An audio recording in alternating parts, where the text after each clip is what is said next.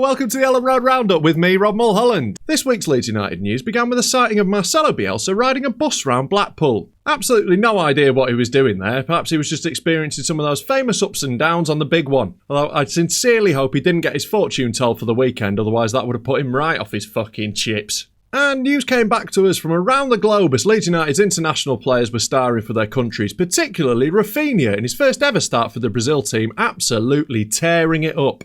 And of course, Leeds fans, being the chronic self-harmers that we are, immediately took to the internet to express our fear that he was going to be snatched away from us. Now, the thing is, Rafinha won't be a Leeds United player forever, right? He is clearly an insane talent. He is one of the most talented footballers I've ever seen wear a Leeds United shirt. He is fucking phenomenal. And modern football being what modern football is, within a couple of years, he'll be at Real Madrid or fucking Barcelona or, Jesus Christ, Newcastle. So we've just got to enjoy him while we can, right? That is our business model. That is the model we're based on. We're sort of following this Leicester model. He's our Riyad Mahrez. We'll sell him for a load of money and use it to regenerate the team. And that's not a reason to be sad, you know?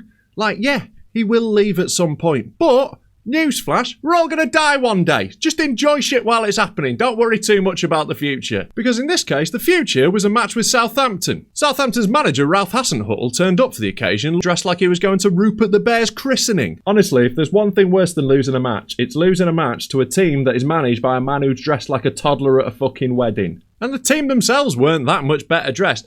Southampton's shirt, there's just something a little bit off about it, innit? I think it's the big collar. Looks like a little bib, doesn't it? It looks like a sort of little like bandana they've got round their neck. It makes the whole team look like they're having dinner in a cowboy-themed family restaurant. Hi, welcome to Rudy Toody's. Have you ever corralled your meal with us before? And I know criticising another team's shirt is slightly ironic considering our home kit this season looks like a slightly glow-in-the-dark version of Wee Willie Winky's night dress. The camouflage blue kit we were wearing at the weekend's probably the best of our three, even if it does make it look like we've come disguised to our own games as Leicester City. And if at this point it feels to you like I'm stalling in order to avoid talking about the match, well that's because I absolutely fucking am. Seriously, in weeks like this it is no fucking fun making videos about Leeds United. Honestly, I'd rather talk about something more fun like, I don't know, the fucking Rwandan genocide. Not only was the game against Southampton our worst performance under Marcelo Bielsa, it was the worst performance of any kind since James Corden in fucking Cats. It was a hot, steaming bowl of dog dick soup. If you were to offer me a choice between watching that 90 minutes again and smashing every one of my fingers with a hammer, well,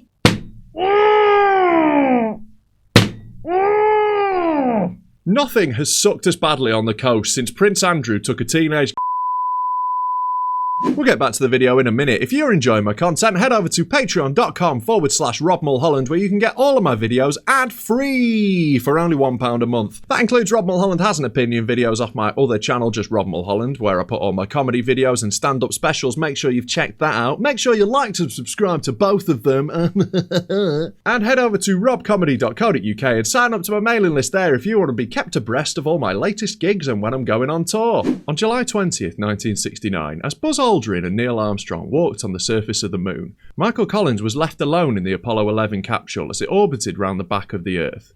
It's been theorised that at that point he was the furthest any human being has ever been from another person. That was of course until Oriol Romeu walked into the vast yawning chasm in the centre of the pitch where Leeds United midfield should have been at the weekend. Elyounoussi was a constant Elyan nuisance, and Rodrigo got bullied so badly by Mohamed Salisu I had to double check he wasn't wearing high-tech trainers. Honestly, if it had been 16-0, we probably couldn't have complained. It was that fucking bad. We have never been dominated like that under Bielsa. We got pinned back, we got smothered. We had happened to us what we like to do to other teams. Jack Harrison came within about 3 inches of nicking us an outrageous point. But really, the game is best summed up by Marcelo Bielsa's face at the end of the game. I've never seen the man looking so fucking haunted. It looks like he's just seen the ghost of Jean-Kevin Augustin wandering about. But we all know that. We all saw it. We saw how fucking abject the performance was. We don't need me raking over those shitty coals anymore. So we've had a couple of days. I've had a little time to think. Here's a list of all the positives from that game. Number 1, Adam Forshaw got some minutes. And thus concludes the positive section of the show. Honestly, like, that's it. That's all I've got. That's all I've got for you. Like, it was nice to see Forshaw back, wasn't it? Even though he did very much look like a player who hadn't played for 2 fucking years. Like, he always seemed to need, like, an extra half a second on the ball that he wasn't going to get. But to be honest, he probably did improve us a little bit by, being in the midfield. After the game, the online reaction from Leeds fans was as calm and measured and rational as you would always expect.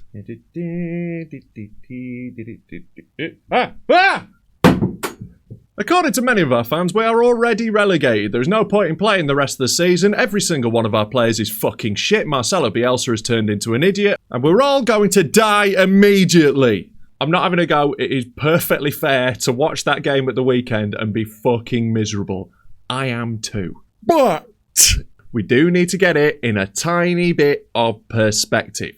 Like, I saw some tweets criticising Marcelo Bielsa's team selection as if that was the fucking issue. Like, we had more injuries than a barbed wire trampoline park. Like, who the fuck was he meant to pick? The fucking tea lady, the cunt who drives the fucking coach. Like, our entire bench had 2 Premier League appearances between them. 50% of our bench could still be legally aborted. The only first-team player on the bench was Adam Forshaw, who, as we know, has wet spaghetti for legs. There was literally no one else we could have fucking played. Right, and the injuries that we had aren't just any players. The players that we had out reads a bit like a list of our 6 best players. The only other players who could have a legitimate shout to be in that list of our best players are probably like Llorente and Meslier. The rest of them are fucked.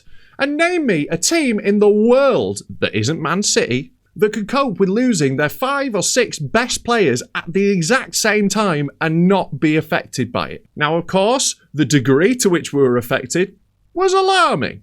But even the great Barcelona team, even that Pep Guardiola Barca team, if you took out Villa and Messi and Xavi and Iniesta and Busquets and Alves at the same time, they probably wouldn't be quite as fucking scary. We lost Brazil's best player. We lost England's best player. We lost our top scorer last season.